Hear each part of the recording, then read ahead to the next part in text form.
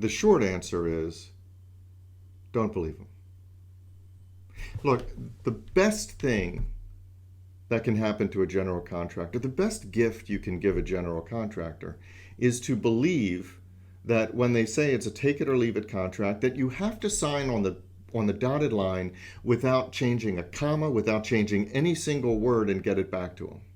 That's what they want you to believe, because those contracts are not written to be neutral. They are written in favor of the general contractor. Now, yes, I get it. You want the work.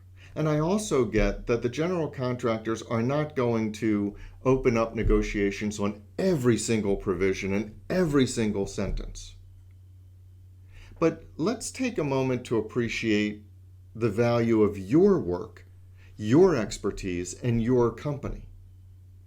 Because I'm betting that you can't just swing a stick and find somebody who does your work as well as you do. And frankly, with most every construction project, there's time pressure. And the general contractor, having approached you, doesn't want to have to go out and find somebody else. They want you. And they want you to start work so that the schedule stays intact. So what you do is you approach the subcontract the way you would any other. You look through it and you make sure that your rights are protected, or at least your risk is reduced to an acceptable level. And then you get them on the phone. You identify your potential deal breakers, the things that are really keeping you up at night. And you get the other side on the phone. Do not listen to any of those people that say, well, hey, why don't we go through, we'll modify the entire contract, we'll return a red line comparison, where you show what's been eliminated and what language has been added. We'll send it over and then we'll have a discussion. That's the wrong way to do it. Why?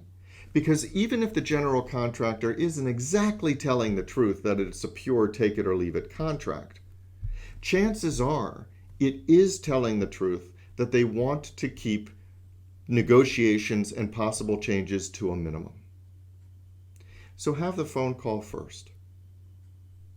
And you say that you've identified 3 major items, 4 major items, even 5 major items that you want to talk over. And you can talk over them in general terms.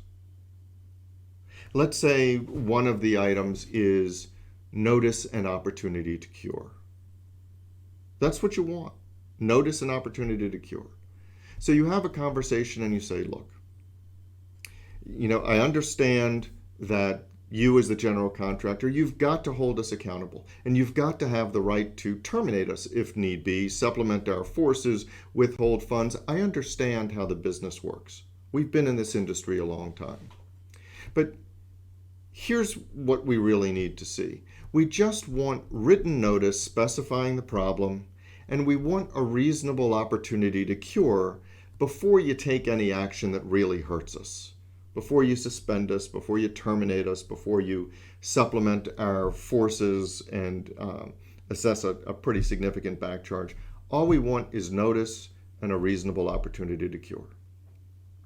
See, that's an easy conversation to have. And chances are the general contractor will say, yeah, I get that. Because they want that. In their negotiations on the prime with the owner, that's what they wanted. So they see that as fair. And then let's say, just for the sake of discussion, that that's your only main issue. The next step in the conversation is simply to say, look, this notice and opportunity to cure, I'm glad we agreed on that, but it kind of ripples through, 5, 8 different provisions. So, would it be okay with you if we just kind of revise those provisions to make it consistent with what we've just agreed, that we get notice and opportunity to cure, and then I'll send it over to you. You can see what you think. You see, that makes it much easier. Now you're doing the general contractor a favor. You're doing your counterpart a favor by doing his or her work for them. They don't have to go through those 5 to 8 provisions, find out where it is, insert the language and all that stuff. You're doing it for them. All they have to do is take a look. So as opposed to getting a red line where they see, in this example, 5 to 8 provisions that you've marked up and all these red lines and all these revisions where it tests their patience, they get this red line from you saying the exact same thing, but you've plowed the ground, and now they're thinking, oh, well, that saved me a lot of time. And they go through it with a much more open mind because they asked you to do it. So that's how you address a take it or leave it contract. Number one, you adopt the mindset that that's just not true. It's not take it or leave it. Number two, you have a phone call to identify your primary concerns.